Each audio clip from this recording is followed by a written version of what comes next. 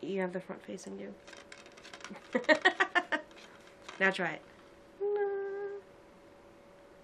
This is a Patreon request, right? Yeah, this was a Patreon request. Who was responsible? Who has done this? Off the top of my head, I can't remember, but thank you, dear Patreon, for convincing me to get the Guyver. I remember watching it as literally an 8 or 9-year-old, and I got in trouble for watching it because apparently it was like a 15 or something. And I forgot about it, pretty much, although I had a copy of Dark Hero, and then whenever this was requested, I was like, I remember the Guyver. And then rewatching it, I was like, holy shit, half of Reanimator's in this. Okay, all I knew about this was, I know that there was an anime called The Guyver. Because I remember hearing about it, like, when I was first getting into anime back in, like, the late 90s. And so I was like, oh yeah, sure, I like anime, let's watch this. It looks serious. I refuse to believe that this had anything to do with anything actually Japanese. Just saying, this is so bad. This reminded me so much of the second Ninja Turtles movie. It reminded me of Mighty Morphin Power Rangers, but not in the good way. Yeah, you were all like, this reminds me of the Turtles movie, and I was like, nah, the first Turtles movie is more serious than this. No, the second one with, like, you know, the with Foley... David Warner. And the Foley... Okay, well, the David Warner parts are really great. But no, with the Foley artist just going crazy, just wah, wah, wah kind of noises, and just like, what? Incidental rapping. Terrible rapping. Terrible. It just... The whole thing was bad. It was bad. Mark Hamill was... It wasn't all bad. Yes, it was. No. The monster suits were good. It was the directing and the choice of angles and the lighting and stuff. And the script was bad too. The script was bad. Okay, so the bad guy was like, let me show you my evil teeth. It was David Gale from Reanimator. I wasn't scared with my bad teeth. He was like, teeth! And I was like, oh, his evil teeth. He was basically like Dr. Carl Hill from Reanimator crossed with Michael Sheen in Twilight. But other good things in this. The casting was really good. Says you. From the vast majority of the parts. I mean, you've got, what do you call her from Big Trouble in Little China? You've got David Gale. You've got Michael Berryman. You've got Jeffrey Combs. It's like... The best casting was, like, the Asian guy with the hair that kicked the main character's ass in his dojo class, I'm just saying. He was just really, really annoyed. Yeah, he was kind of like, oh, coming after you, Sean. And I thought, like, they were, like... The guy who was like... No, that was a different guy, because he was shorter than him. That was not the same person. I was amused by the guy who did that. Yeah, there was like a gang that like they all wore flannel shirts, and I was like, "What are you like?" Some of them were blue, some were red. They were the lumberjack lesbians. Like, what? Why is this happening? It was the blips, as I explained in the Vijendra Pharma review, that the Crips and the Bloods got together, formed the blips, and then Blip was bought out, and then it ended up shutting down. So now they're having to form a gang and running around and attacking college students. The blips sounds legit. But yeah, like, I thought this line was like, oh, yeah, I'm gonna beat you up, Sean. Yeah, I wasn't paying attention. Will you pay attention next time? That's why you're here. I thought they were gonna have, like a macho, like, face-off thing. And then he never turned up again? Yeah, like, I thought, like, because, like, the girl the main character was after was Asian, so I thought, like, there was gonna be, like, a love triangle kind of thing, but no, he was just, like, around to punch this guy in the face. Yeah. And there was a small, like, New York Jewish woman who was apparently running the dojo, who has some connection to the main character's girl. I don't know... Apparently, I got the feeling that the main character thought that his girlfriend was fucking Mark Hamill, who's playing a CIA agent. With a porn stash. And later on, I got the feeling that he thought that his girlfriend was fucking the dojo woman master woman. Yeah, because he was like, oh, I was just leaving. Is there anyone that he doesn't think she's fucking just because they happen to be They're not even, like, girlfriend and boyfriend. They're, like, tentatively date. Like, they're not even dating at the beginning. You know? And he assumes everyone who he sees in her room that she's fucking. Yeah, yeah. Like, he's a college student. She has her own apartment, so... And I did some checking. I wasn't sure if this was the one that starred Solid Snake or not, and it's not. That's Dark Hero. We could have had Solid Snake in this. But yeah, like, so Mark Hamill's in the CIA. And, like, okay... We just watched Octopus last week, and we were negatively comparing the CIA of this film to the CIA of Octopus. Because Mark Hamill didn't shoot his damn gun. The other guy, he finally did, yeah, but, after, he was being attacked by, a gremlin.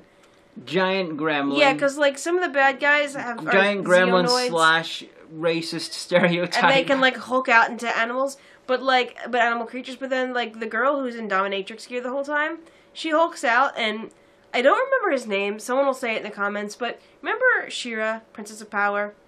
So you know how in He-Man, Masters of the Universe, at the end, Orko would show up and he would tell you the lesson that you were supposed to learn from the episode? Well, She-Ra had that too. It was a little butterfly-eared, fuzzy, rainbow-colored thingy with a beak. And he would hide in one frame of animation somewhere in the story. And then he would come on and goes, "That was a great episode! Can you see me now?" And then, like, they'll show that frame, you have to go, "Here I am! Today we learned that She-Ra probably shouldn't trust her friends because they keep fucking up every episode." You know, like, that's exactly, and when I said that, you knew exactly what I meant. I did, yeah. Yes, okay, well, there we go. I felt that her monster appearance was a little bit more like one of the teddy bear robots from Thundercats. Or like a Furby. Crossed with something else. A Furby. Oh, a bat. Aye. But it was just so... the monsters... bad. Are either... Okay, they're very well constructed. But tonally, this film is silly. It's silly. I couldn't take it seriously. If they'd gone for the more serious stuff, some of the designs, like Michael Berryman's monster design, you know, the bone-headed one, that was good. That was good and very, very seriously done. The Batwoman... He dressed like a Nazi when he was in his human form. He did. He dressed like a Nazi stormtrooper. Yeah, other ones were done much more stylishly. But they were all well constructed. If the lighting hadn't been so bright, and it wouldn't have been quite so noticeable. You know, if you just add some brutal killings to this and you know, get rid of the wrapping, it'd be like, yeah. The Japanese scientist who's getting killed at the beginning turns into a fish. Yeah. And then the black guy's like, "Sushi sauce! No, teriyaki sauce! Turn him into sushi! Woo!" And I was like, what? And then later on, whenever we get a flashback to Mark Hamill watching this, we get the teriyaki sauce line again. Again, yeah. They're so proud of it. It was just the best quip. The best quip. It was just so bad. And I got the feeling that was lifted directly from the manga and badly translated. I mean, I've heard of the anime, so I know that it's a famous thing. Is it just bad? I mean, someone let us know. Like, I actually kind of want to look it up on YouTube now and watch it and be like, no. Or you know what? I could probably ask Colin. My brother-in-law has, like, every bit of anime ever. I could probably just borrow it off of him. I'm sure he's got, like, the Blu-ray Special Edition HD high-res thing. And you might have noticed that the wall appears to be different this time. It's different! That's because it is, in fact, different this time. I'm in a different room. For, like, 2 weeks. My ceiling's getting replastered. Well, this is a good thing. I'm in my brother-in-law's old room. That's Teddy the Minion's old room. Because Teddy the Minion and the Avatar season humor, they're married now. So they have been, like, constructing their bedroom downstairs. The room that's, like, right under my feet. And that had to be replastered. The ceiling had to be redone and recarpeted and painted and things and stuff. But they're finally moved in. So then I've the big room for 2 weeks. Well, my room gets redone. And hopefully it'll just take 2 weeks. And then I move back into my room. And then Neil, the occasional minion, who also is an evil genius, he's in the room directly under my old room. He'll be moving up to this room because he has seniority over me. And then his old room, the little room next to where my brother and sister-in-law are now, that will become Teddy the Minion's studio, if you follow. It has nothing to do with Guyver, but, you know, it's important for you to know. She's currently living in the room where we filmed every episode of Hagen, except for ones that were crossovers in hotel rooms, whatever. From Manuel in America till fuck. I feel so blessed. Let me just tell you. The room she usually stays in is where we filmed Where the Dead Go to Die. It's nice because it's like, it is a lot bigger, but then there's still a lot of furniture in here that's not mine, so yeah. Yeah. I don't mind a small room. Guyver, if you want to see a movie where Mark Hamill turns into a giant fucking grasshopper... He did. You possibly could... This is probably the best.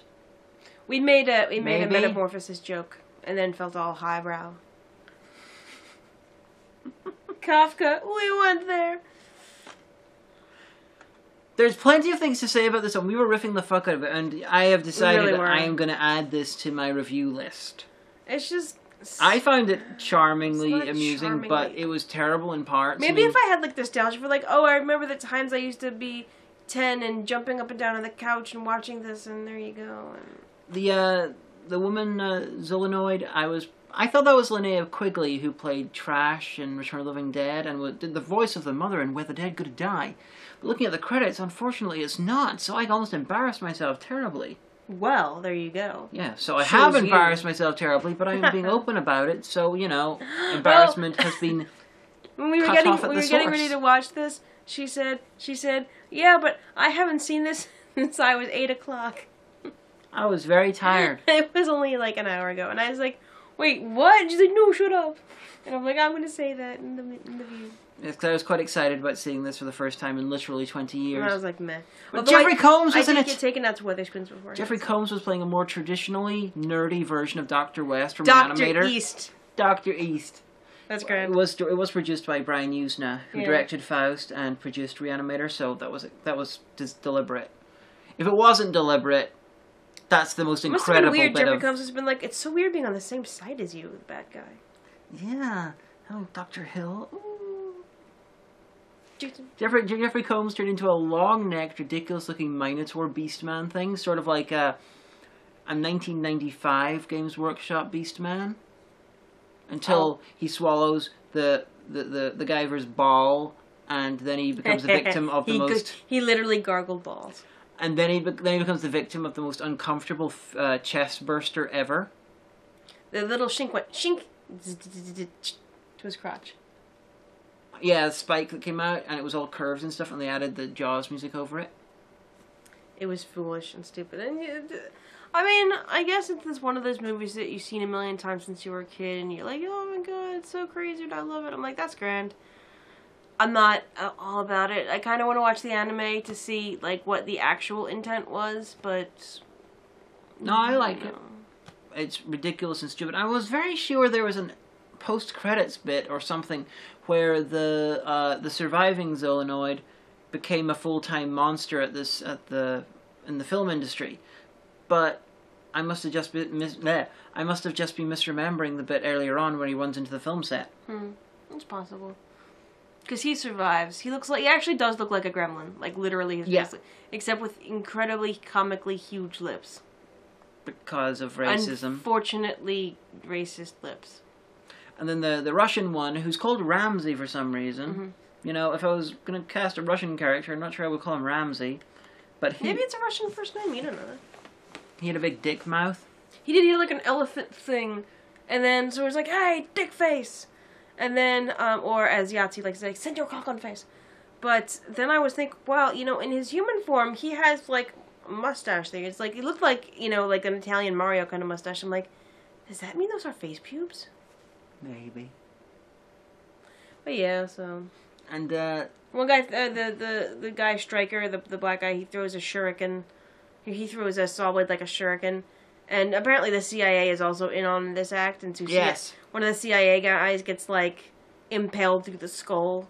And they're like, hey, he's like, I was just doing my job. We're like, you fucking killed somebody. And then he fucked up later on, and he was like, I'm just doing my job. And he's like, David Gale, why haven't you killed that guy yet? Really?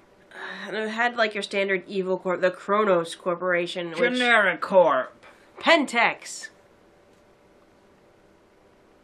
Can you think of other evil corporations? I can think of a lot of evil corporations, but none of them are generic. Hydra! OCP. I'm down with OCP.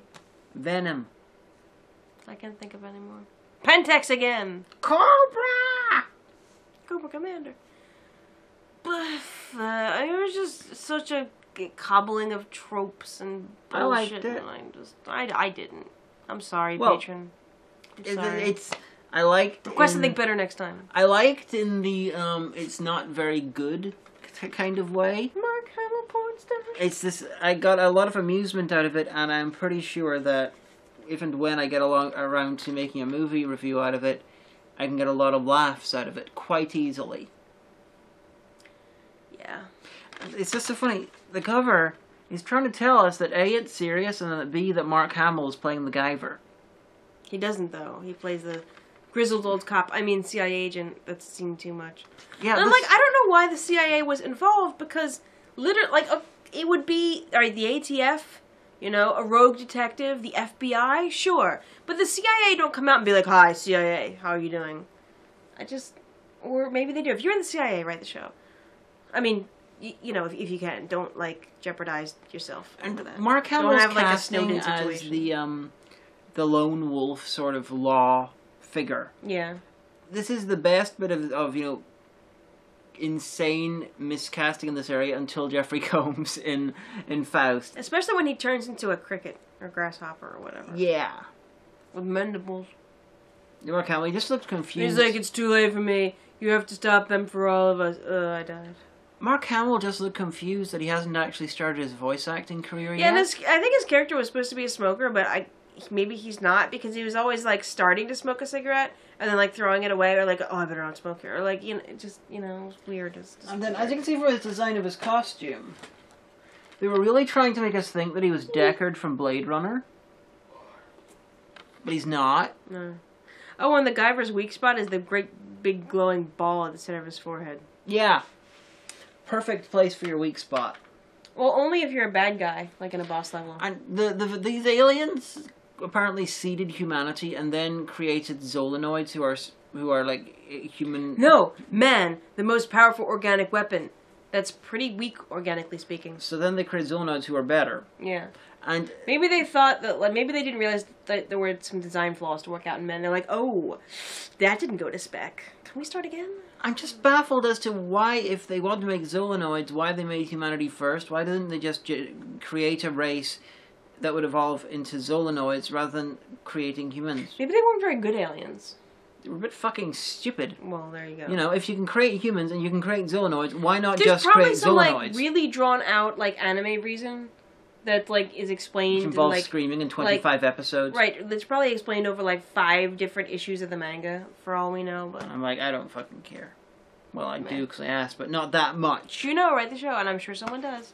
Write an entire paragraph about it in the comments. Don't do it. Yes. But we almost didn't watch Guyver because several things got in our way. You see, we had to go to Witherspoons. We had 2 Patron episodes that we wanted to do. The next one will hopefully be done on Saturday. And then we discovered that Omega's machine would not play the disc because wrong region or some shit. Yeah, that's my PS4. So then we went off to the aforementioned Witherspoons. And the Ice Wharf next to Tesco. And I picked up a film. At Tesco, not at the pub. I didn't even realize this was out in the UK on DVD. And I was she went, really basically excited. she went, whoa, and like grabbed for it. I was like, what is happening? And the people in the aisle with us were like, So I picked up a copy of... Kind of hold it up so people can see. Turbo Kid. This is BMX Bandits crossed with Mad Max and made by the makers of, I think, Hobo with a Shotgun. And so I was like, we're going to do a backseat critique for this. But then we got back and we discovered that the main TV was free, so that one had a multi-region. We're like, yes! So we ended up watching Gyver, and a flying brick, just so you know. I gave her choice over Fat Pizza or Gyver, and she said Gyver. However, on Saturday, she will not escape. It's not an escape. You asked me which one I wanted to watch, and I picked that one. Yeah. Actually, I picked it because it was about 7 minutes shorter. So Saturday... you'll probably get it like Sunday or Monday, but get it all. The last of the Patreon requests that I remember, if you're due one, let me know, because I have a memory like a sieve. She does, seriously. Although it makes it really easy for me to win arguments. And also Saturday... I think we should hire a stenographer to just follow us around so I can always be right. No, really, if you're a stenographer, write the show. And also on Saturday... Hopefully we'll also do Turbo Kid, because, you know, I want the excuse to fucking watch it. I have no problem with that. I mean, I'm on till 7:15 because I'm the key holder. I mean, Jackula and Horror Guru said it was good, and they have very good taste in films. Except when it comes to Eli Roth films, because that guy's an idiot. Oh. He's really bad. The best thing he has ever made are the Rotten Fruit fucking animations, which were the special features on the first... Cabin Fever film on a couple of the discs. You obviously have very strong feelings about Eli Roth. Fuck Eli Roth. Why? Is he a bad guy? I have no idea. But well, you don't need to be like, you could like give money to orphans for all you know. I have no idea. It's just, I really just, he's crap. I mean, thank you Eli Roth for supporting Ty West. He's much, you know, Ty West, who's much better than you. I think, wasn't Eli Roth was involved with Repo? I don't think so, but you think so. I think he was a producer, because I remember, hold on, let me get out my phone. Oh you no! Might have. It's over there. Quickly, give me your phone so I can Google it. Keep talking. It could be like the It could be like the. It could be like the other situation, you know. You have Ty situation. You have been texted. Okay, that's fine. You know, I got nothing against him except he's crap. Well, keep talking. This is boring. I've run out of things to say. No, too late. Scared. No, it's gonna be fine. I really think that Eli Roth was involved with Repo, Genetic Opera. So tell people other things that were good about Guyver. Well, you don't have me saying it. Well, very little. You admitted it. There's very little that's good about Guyver. The score was memorable in the you could use it in a review and it would get some laughs kind of way. Not Elizabeth. I said Eli. Don't be foolish. Elizabeth Roth. Yeah, Turbo Kid. I can't fucking wait. It's got Michael Ironside in it. Why are you making that face? Michael Ironside. Stop it. I love Michael Ironside. I am finding like old things from like old film, but I'm really sure that I read this somewhere. Well, maybe someone will tell us. I think that he was involved in it because I recall reading something, an article that written by the guy who, came up with the whole idea and was like... I don't know, maybe... The guy who did Saw was really into it and then he was Hostel and then he came back and... No, the guy who did Saw had nothing to do with Hostel. Hostel was Eli Roth. I think it was Hostel. Saw 2 was Darren Lynn Bozeman. Well, and he did Repo. Oh, he did Repo, he did Somebody Saw 2, 3, 4, 5, went whatever. off and made a shit ton of money doing torture porn. Came back and was like, now that I have money, let's make a movie out of this. Darren Lynn Bozeman went off and did Saw 2, 3, 4, well, and maybe then it's him. That was it. Alright. But Saw's not torture porn. Saw is a horror / thriller. I don't know, I've never seen porn.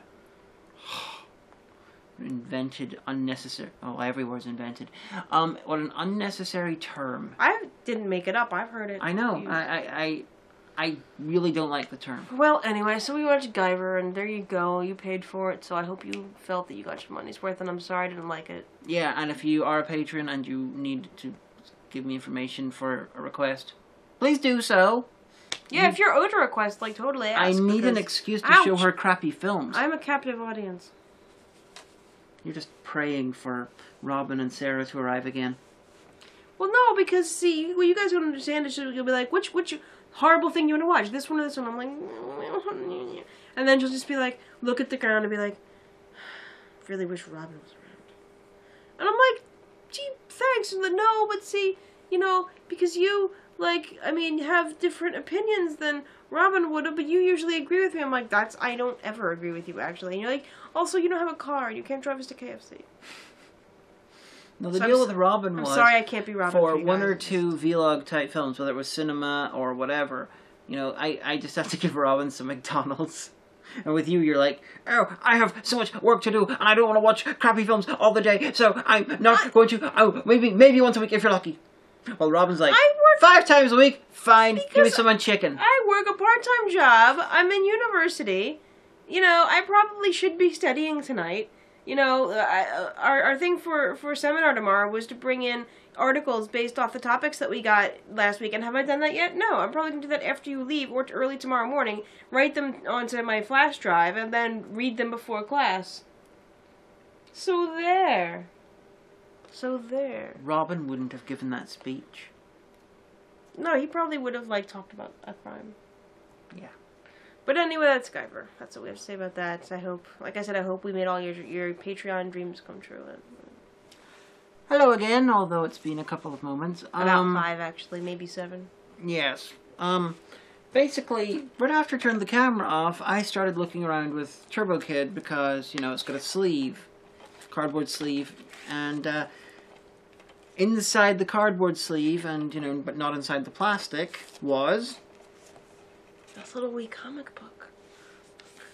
It's and then we're like, it's hand-drawn. I'm like, it must be viral marketing part of the thing. Yeah, because the Turbo Kid involves a comic book. So I was like, okay, it must be something to do with Turbo Kid.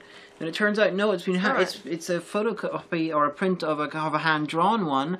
And they're using Northern Irish terminology like scundered. Mm-hmm. And you were all like... and I'll date ye.